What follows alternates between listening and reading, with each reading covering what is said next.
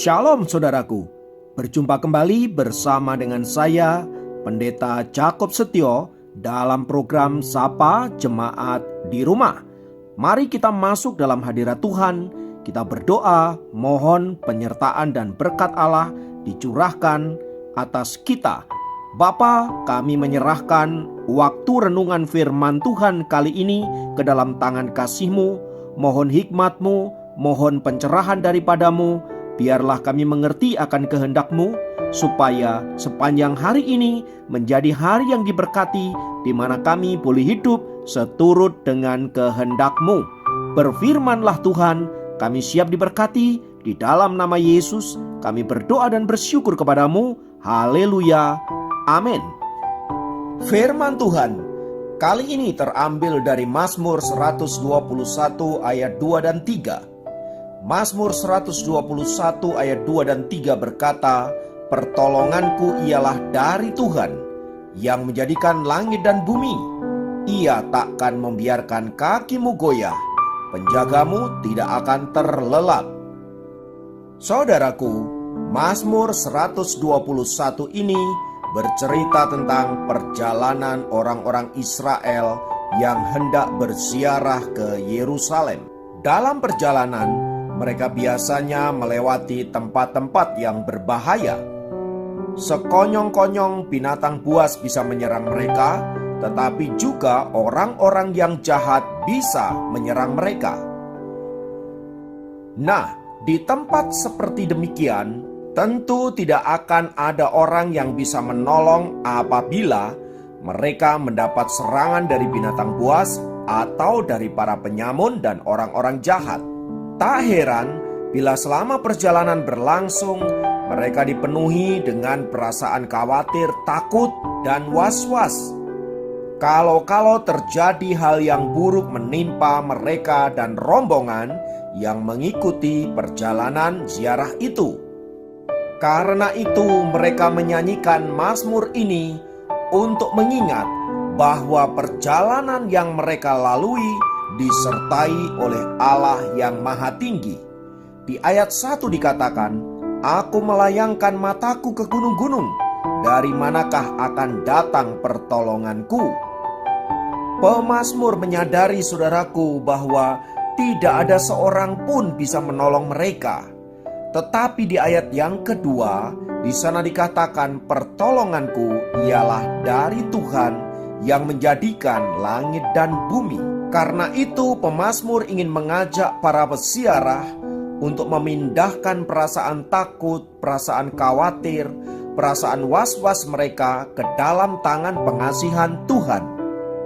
Sebab Tuhanlah yang berkuasa atas diri mereka, berkuasa memproteksi dan melepaskan mereka dari segala sesuatu yang jahat. Lewat nyanyian ini, pemazmur juga ingin mengingatkan para peserta ziarah bahwa mata Tuhan mengawasi mereka dan bahwa Tuhan menjagai mereka dari tempat yang maha tinggi. Untuk menggambarkan hal ini, saudaraku, ada sebuah kisah menarik dari suku Indian, di mana anak laki-laki yang sudah cukup umur akan dibawa ke dalam hutan dengan mata tertutup oleh pria dewasa yang bukan keluarganya. Ketika hari gelap, tutup matanya dibuka dan pengantarnya meninggalkannya sendirian di dalam hutan. Ia dinyatakan lulus sebagai pria dewasa jika ia tidak berteriak, tidak menangis, atau tidak takut di dalam kegelapan hutan seorang diri. Saat cahaya pagi mulai merekah, ia melihat ke sekeliling dan terkejut ketika mendapati ayahnya berdiri tidak jauh di belakangnya dengan golok terselip di pinggang dan dalam posisi siap melepaskan anak panah agar tak ada binatang buas atau orang-orang jahat yang hendak mendekati anaknya itu. Ternyata semalam-malaman itu sang ayah diam-diam menjagai anaknya agar tidak berteriak atau menangis atau takut, sehingga dinyatakan lulus menjadi seorang pria dewasa. Seperti ayah di suku Indian itu, saudaraku, Demikianlah Tuhan menjagai kita sepanjang waktu, mengamat-amati dan bersiap-siap menghalau segala sesuatu yang mencoba membahayakan hidup kita. Memang ada kalanya kita merasa Tuhan seolah meninggalkan kita sendirian. Sendirian di dalam perjalanan di padang gurun, di padang belantara, sendirian dalam menghadapi pekatnya malam, sendirian di dalam merangkak di dalam ketidakpastian, sendirian bergumul melawan penderitaan, dan sendirian berjuang keluar dari setiap krisis yang kita hadapi. Namun melalui Mazmur ini kita diingatkan bahwa Tuhan sebenarnya tidak sedang membiarkan kita sendirian. Dia ada di dekat kita, bahkan Dia memperhatikan serta menjagai kita seperti ayah suku Indian tersebut.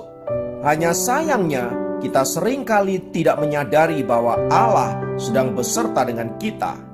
Rutinitas kita, kesibukan kita, acap kali menenggelamkan kita sedemikian rupa sehingga kita lupa bahwa ada Allah yang menyertai kita.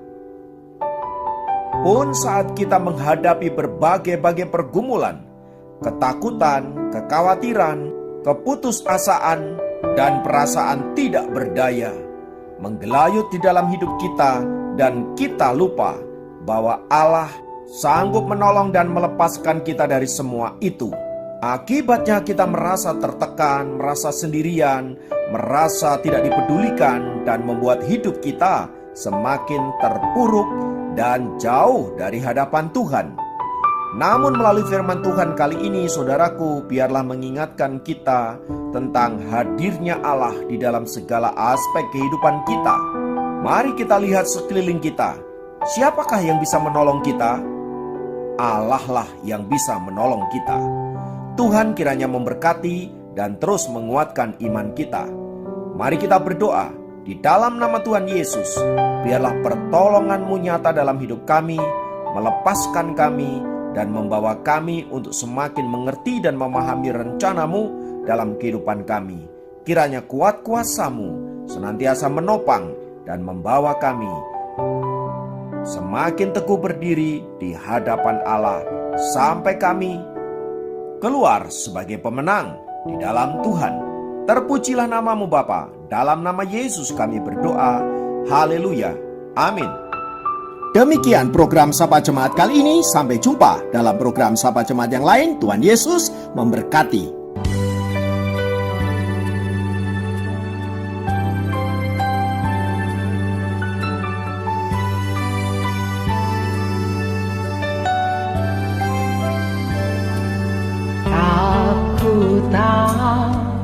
Takkan hari esok, namun langkahku tegak. Bukan surya ku harapkan, karena surya kan lenyap. Oh tiada ku gelisah akan masa menjelang. Ku berjalan serta Yesus, maka hatiku tenang. Banyak hal tak ku pahami dalam masa menjelang, tapi tak bagiku kini tangan Tuhan tak pegang.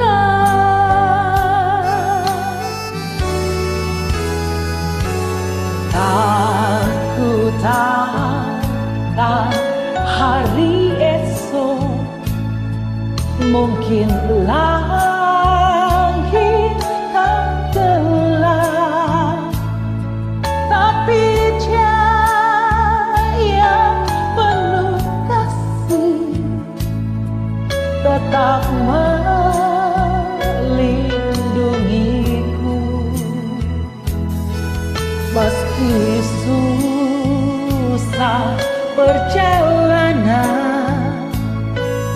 gelombang